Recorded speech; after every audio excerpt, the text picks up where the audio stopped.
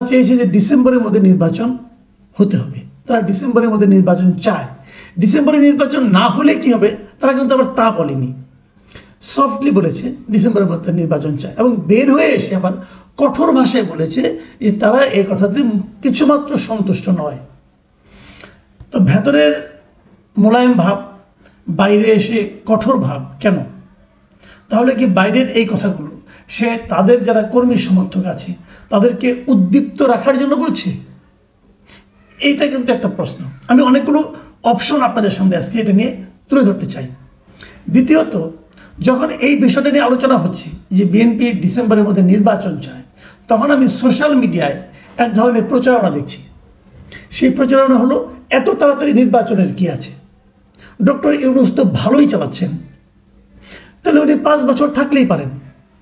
কেউ কেউ বলছেন আপনি 10 বছর থাকুন, কেউ কেউ আরও বাড়াচ্ছেন। কিন্তু একটা জিনিস তারা মাথায় রাখছেন না যে ডক্টর ইউনূস কোনো অমর ব্যক্তিত্ব নন। অমরত্বকে প্রকৃতি স্বীকার করে না, আল্লাহও স্বীকার করেন না। মানুষকে একসময় চলে যেতে হয়। তো 10 বছর যদি হয় তখন ওনার বয়স হবে 94। 94 বছর বয়সে হয় না রে ভাই, তখন তো মানুষ কাপড় চোপড়ই ঠিক রাখতে পারে না। কাজে এটা হয় না। এভাবে আবেগ দিয়ে দেশ চালানো যাবে না, আবেগ দিয়ে ক্ষমতা কে থাকবে না থাকবে সেটাও নির্ধারণ করা যাবে না, এটা ঠিক না।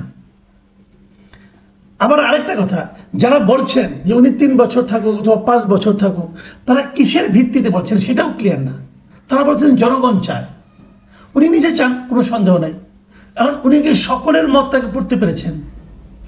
গণতন্ত্রের সকলের মত পড়ার একমাত্র পদ্ধতি হচ্ছে নির্বাচন। ঠিক আছে, যদি ডক্টর ইউনূস সাহেব এই সরকার চালানোর জন্য সবচেয়ে যোগ্যতম ব্যক্তি হন, তাহলে নির্বাচন করুন, কোনো আপত্তি তো নাই। উনি যে কোনো একটা আসন থেকে নির্বাচন করুন। উনি যদি পাশ করেন তখন ওনার একটা দল থাকলে ওই দল যদি পাশ করে উনি প্রধানমন্ত্রী হতে পারবেন। যে আকাঙ্ক্ষাটা আবার সার্জিস আলম করেছে, যে তার নাকি জীবনে একটা অতৃপ্ত আকাঙ্ক্ষা, ওনার জীবনে একটা আকাঙ্ক্ষা, বিশাল আকাঙ্ক্ষা, উনি একবার দেখে যেতে চান যে উনি একটা রাজনৈতিক সরকারের প্রধান হবেন। সার্জিস আলমের আকাঙ্ক্ষা বাস্তবায়িত হতে পারে। তাহলে দেখুন, এই যে 5 বছর তত্ত্ব, এই তত্ত্বটা আসলে প্রথমে কোথা থেকে আসলো একটু মনে করে দেখুন তো। এটা আমরা প্রথম শুনলাম ধর্ম উপদেষ্টার কাছে। ধর্ম বিষয়ক উপদেষ্টা তিনি একবার একটা থিওরি দিলেন যে যেহেতু হাসিনা সরকার 2024 জানুয়ারিতে ইলেক্টেড হয়েছিল, তো তারা যদি 5 বছর, তাদের যতদিন মেয়াদ, মানে 2029 জানুয়ারি পর্যন্ত, সেই সময় পর্যন্ত এই সরকারের মেয়াদ থাকবে, এরকম একটা থিওরি উনি দিলেন। এই থিওরিটা খুব একটা বাজারে পাত্তা পায়নি।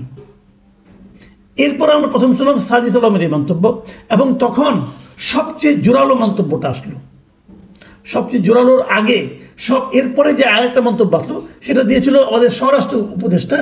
উনি বলেছেন যে জনগণ নাকি, সাধারণ মানুষ নাকি চায় যে এই সরকার 5 বছর থাকুক, এরকম একটা দিলেন। আর ওই দিক থেকে সবচেয়ে জোরালো বক্তব্যটা এই স্বরাষ্ট্র উপদেষ্টার আগে যেটা এসেছে ওটা দিয়েছেন প্রথম পিনাকি ভট্টাচার্য। উনি একটা থিওরি দিয়েছেন, একটা হাইপোথিসিস দিয়েছেন।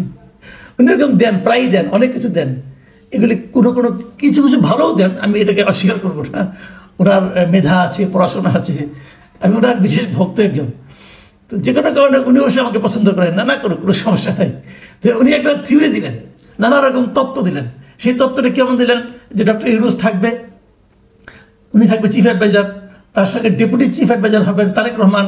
তারপরে এই ক্যাবিনেটের এখন যারা আছেন তাদের মাঝখান থেকে যারা ভালো করছেন, আবার কারা ভালো করছেন বুঝবেন কীভাবে, বিদেশে একটা ফার্মকে নিয়োগ করা হবে বোস্টনের, তারা এসে দেখে দেবে, তারা হিসাব নিকাশ করে বলবে যে কে ভালো পারফরমেন্স করছে, কে কার পারফরমেন্স ভালো না, এটা বলে দেবে। বাকিদেরকে ঝেঁটিয়ে বিদায় করা হবে।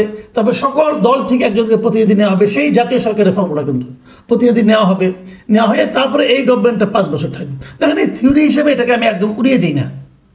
আমার কাছে এই থিওরিটা একদম যে হাস্যকর থিওরি আমি তা বলি না।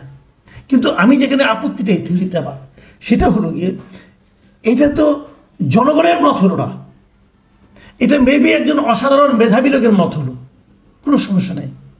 কিন্তু উনি যে সব বুঝেন তা তো নয়। আবার ওনার বুঝটা যে জনগণ পছন্দ করেন সেটাও তো আমি কনফার্ম না। গণতন্ত্রের মূল ভিত্তি হলো জনগণের মত, জনমত। দেখেন, আপনি জ্ঞানী মানুষ, আমি হয়তো অর্ধশিক্ষিত, আর আমাদের দেশে প্রচুর আছে অশিক্ষিত, কিন্তু আপনি বিশাল জ্ঞানীরও 1 ভোট, আমি অর্ধশিক্ষিতরও 1 ভোট, এবং একদম যে অশিক্ষিত তারও 1 ভোট।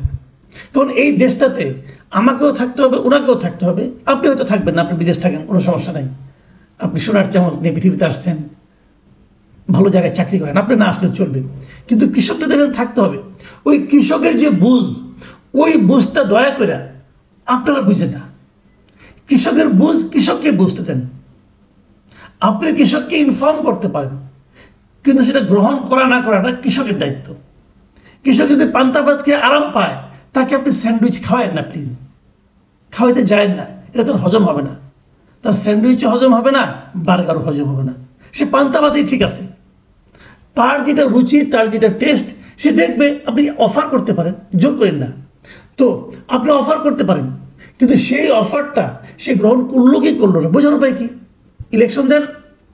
ওই যে ডক্টর ইউনূসকে রাখতে চান, তাহলে এরকম একটা ডক্টর ইউনূস সাহেবকে সামনে রেখে একটা প্রস্তাবিত এরকম একটা দল করেন, তার মাধ্যমে ইলেকশন দিয়ে জনগণের রায় চান। ভাই, ডেমোক্রেসিতে, গণতন্ত্রে জনরায়ের চেয়ে বড় কোনো প্রমাণপত্র হয় না, সেটা আমাদের লাগবে। সেটা না হলে অন্য আলাপ করে লাভ নেই। কিন্তু ওই যে আগে বলেছি যে পিনাকি সাহেবের, ইলিয়াস সাহেবের, এদের কিন্তু অনেক ভক্ত বালক আছে, মানে অনেকটা পীর সাহেবের মতো। পীর দিয়ে যেটা হয়, পীর যেটা বলে তার ভক্তের পক্ষে কোনোদিনও ওটাকে অস্বীকার করার কোনো উপায় নাই, তাহলে তার মুরিদগিরি থাকবে না। তো এরকম অর্ধশিক্ষিত অনেক মুরিদ আছে ভাই, অর্ধশিক্ষিত কিন্তু অশিক্ষিতর চেয়ে ভয়ঙ্কর।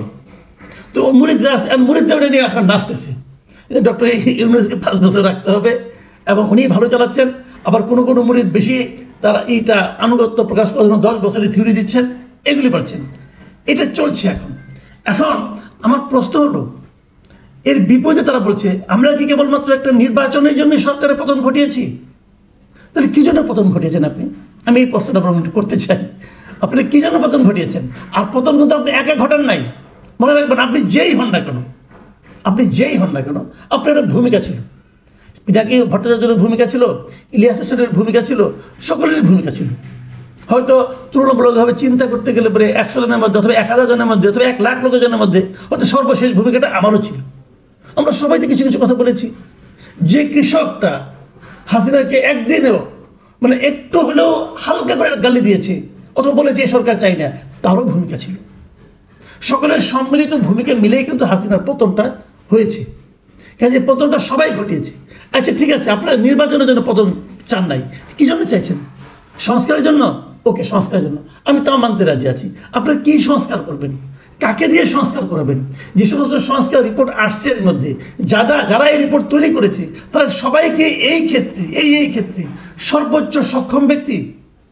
ভাই, আমি বাংলাদেশে থাকি, আমি তা মনে করি না। এদের মোটামুটি 80% আমি চিনি, আমার কাছে এরকম মনে হয় নাই। রিপোর্টগুলো আমি দেখেছি, আমার কাছে এরকম কিছু মনেও হয় না যে আমারই কিছু এগুলি বাস্তবায়ন করলেই সব কিছু হয়ে যাবে। তারপরেও কথা আছে, আপনি এই রিপোর্টগুলি বাস্তবায়ন করবে কে? বাস্তবায়ন করার জন্য তাকে সরকার লাগবে। যে সরকার আসবে আগামীতে, যে সেই সরকার এগুলি বাস্তবায়ন করতে, সেই সরকারের যারা প্রতিনিধি আছে, যারা সেই সরকারের মাধ্যমে যারা নাকি নির্বাচিত হবে জনগণের কাছ থেকে, সেই জনপ্রতিনিধিরা, তারা যদি এটা মানতে রাজি না হয়, আপনি বলবেন তাদেরকে অঙ্গীকার করিয়ে নেওয়া হবে। আপনি কি এখন শিওর যে ওই দল, আপনারা তো ওটাও চাচ্ছেন যে দলের সিদ্ধান্তই চূড়ান্ত না, জনপ্রতিনিধিদের সিদ্ধান্ত চূড়ান্ত? এই 70 অনুচ্ছেদ বাতিল চাচ্ছেন আপনি।